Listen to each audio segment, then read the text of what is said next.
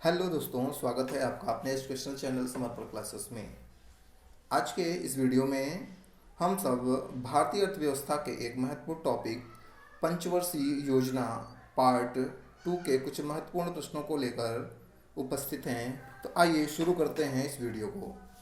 लेते हैं पहला प्रश्न है, किस पंचवर्षीय योजना के दौरान आपातकाल लगाया गया था, नए चुनाव हुए थे और जनता चुनी गई थी।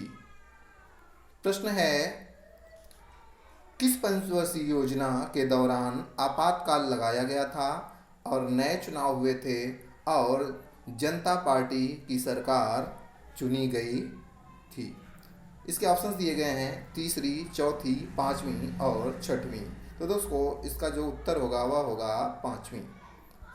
अगला प्रश्न है, भारतवर्ष में नवी पंचवर्षीय योजना अंतर्गत आर्थिक विकास दर जो निर्धारित की गई है वह है 3%, 6.5%, 10% और 4%।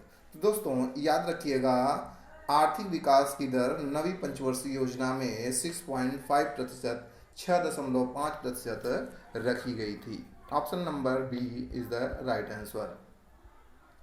अगला प्रश्न है, किस पंचवर्षीय योजना में आर्थिक विकास की दर सर्वाधिक थी।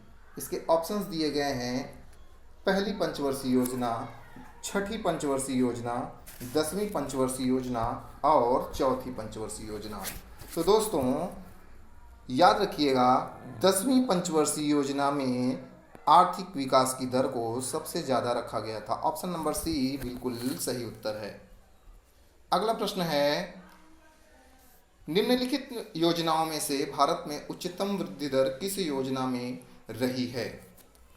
इसके ऑप्शंस दिए गए हैं 8वीं योजना में, 9वीं योजना में, 10वीं योजना में और 11वीं योजना में। तो दोस्तों भारत में उच्चतम वृद्धि दर 11वीं योजना में रखी गई थी। ऑप्शन नंबर डी बिल्कुल सही उत्तर है। अगला प्रश्न है, 11वीं पंचवर्षीय योजना में सबसे अधिक रोजगार के अवसर वृद्धि की आशा की गई थी कृषि में, निर्माण कार्यों में, विनिर्माण में और परिवहन तथा संचार में। तो दोस्तों 11वीं पंचवर्षीय योजना में सबसे अधिक रोजगार के अवसर वृद्धि निर्माण कार्यों के लिए आशित की गई थी। ऑप्शन नंबर बी बिल्कुल सही उत्तर है। अगला प्रश्न है, 11वीं योजना के प्रारूप प्रपत्र के अनुसार लक्षित समृद्धि दर के प्राप्त होने तथा जनसंख्या के 1.5% वार्षिक वृद्धि होने पर एक औसत भारतीय की वास्तविक आय दोगुनी हो जाएगी 10 वर्षों में। ऑप्शन नंबर बी बिल्कुल सही उत्तर होगा।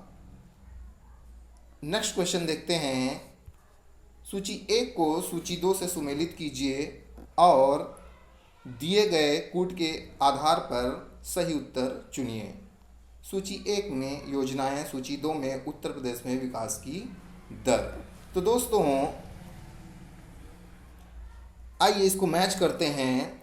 ए को, छठी योजना को हम मिलाएंगे 3.9% से और उसके बाद हम बी को मिलाएंगे 7वीं योजना को 4 से अर्थात 5.7 से।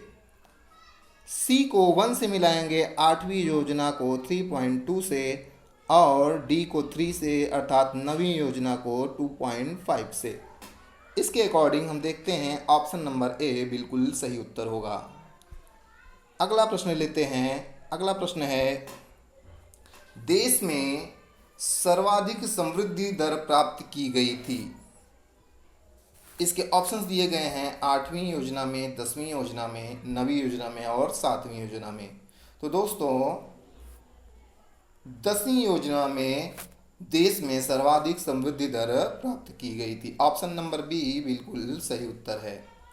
अगला प्रश्न लेते हैं, योजना अवकाश की अवधि का संबंध है 1965 से 1968 तक, 1966 से लेकर 1969 तक, 1967 से 70 तक और 1978 से 80 तक। तो दोस्तों याद रखिएगा, योजना अवकाश की जो अवधि मानी जाती है वह 1966 से लेकर 1969 तक ऑप्शन नंबर बी बिल्कुल सही उत्तर है।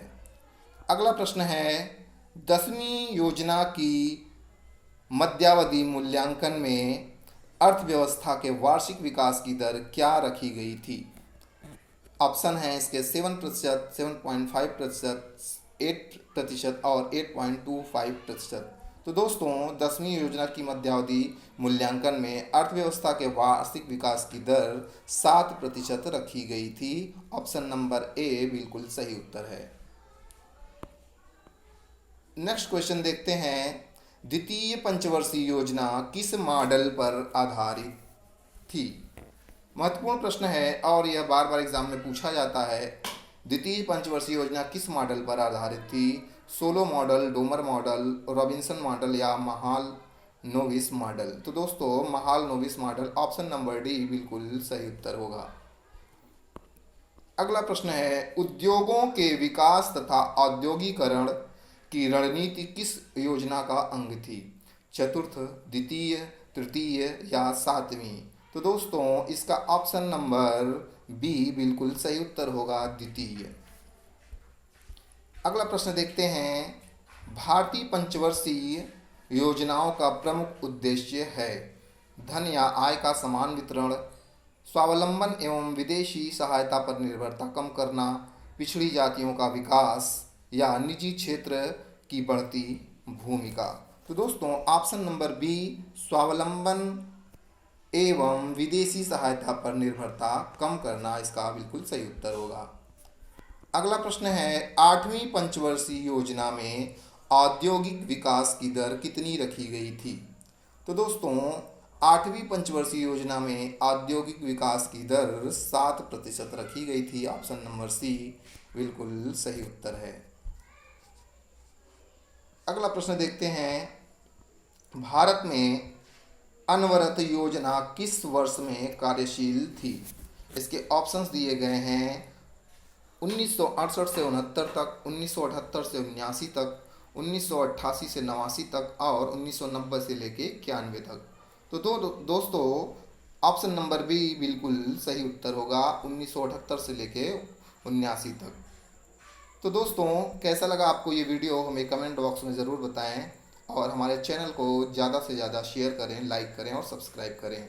मिलते हैं आपसे अगले वीडियो में, तब तक के लिए धन्यवाद।